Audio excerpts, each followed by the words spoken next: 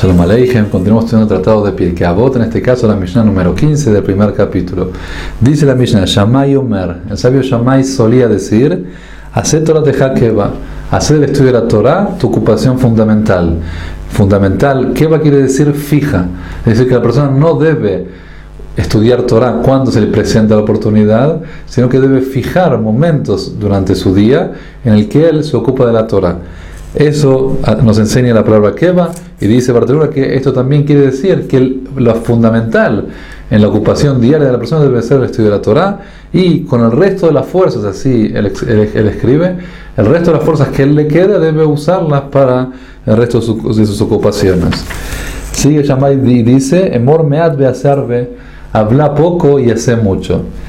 Nos enseñan los sabios que se estudia de Abraham Avinu, del primer patriarca, que a la hora de hacer bondad con los demás prometía poco y finalmente hacía muchísimo más de lo que decía. Nosotros conocemos lamentablemente la cara opuesta de esto. Dicen los sabios que los reshaim, las personas no justas, se conducen al revés, hablan mucho, prometen mucho y hacen poco. La última enseñanza del sabio Shammai, y debe recibir a cada persona y persona con alegría, y no demostrarle que uno no tiene ganas de acercarse a él, de recibirlo amablemente, sino que uno debe recibir siempre a toda persona, dice Shammai, con alegría. Tratamos de entender esta Mishnah, si Dios quiere, un poco más en profundidad. La primera enseñanza, vimos que Shammai nos dijo que la persona debe hacer de su ocupación de Torah algo fijo, algo estable. También este concepto lo encontramos en lo que respecta al rezo, a la tefilá. Dicen los sabios que la persona debe hacer del lugar de tefilá un lugar fijo. No que la persona haga tefilá cada día en un lugar diferente, incluso en el mismo Bet Knesset, la persona debe fijar un lugar donde hace tefilá y no donde se le presenta la posibilidad en cada día y día. ¿Qué esto nos enseña? ¿Qué nos vienen a decir estas palabras de que debe ser el estudio de la Torah algo fijo, algo estable, y también la tefilá, y no algo, como dijimos, que se presenta y la persona lo hace espontáneamente?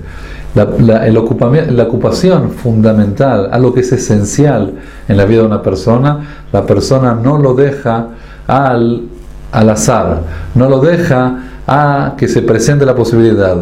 Algo que es esencial, fundamental en la vida, uno le fija un momento, uno le fija un lugar.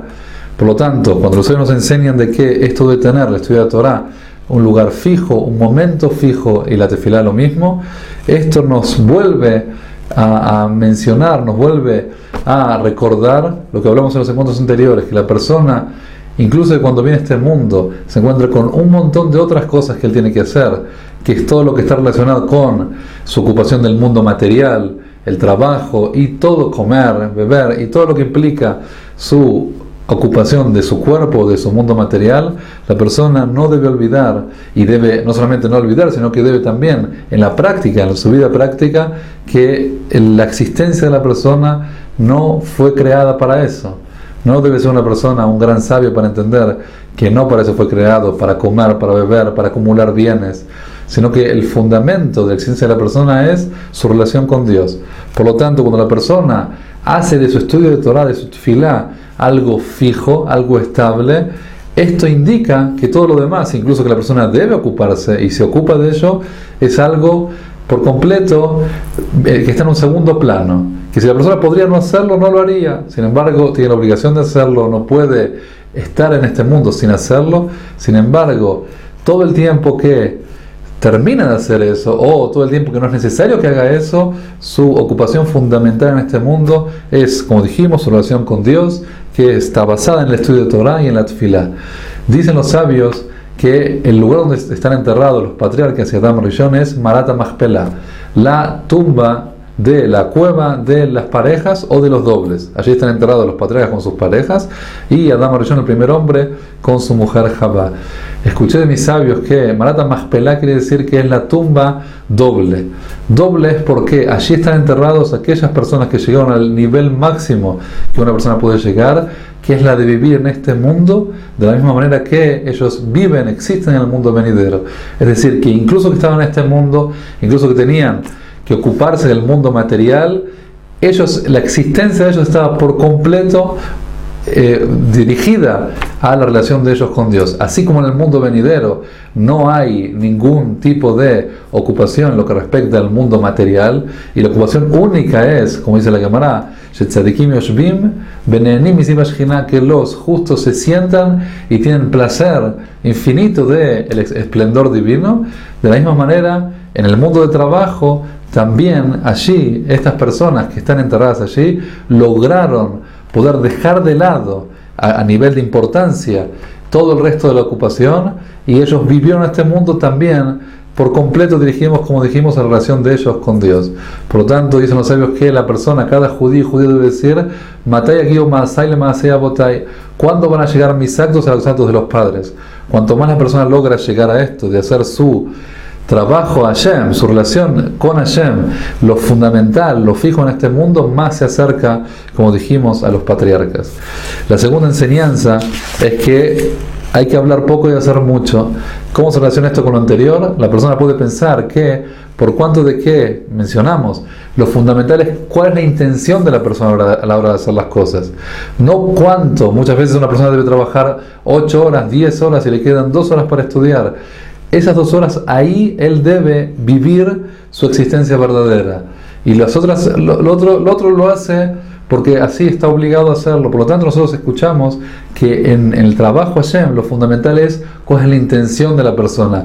Muchas veces no cuánto uno hace, sino cuál es la intención de la persona al momento de hacer las cosas. Por eso sigue Shammai y nos dice que no es así, que es verdad que la intención al momento de hacer las cosas es fundamental. Sin embargo, ese es el mundo del acto. La persona viene a este mundo a hacer mitzvot, a hacer buenos actos.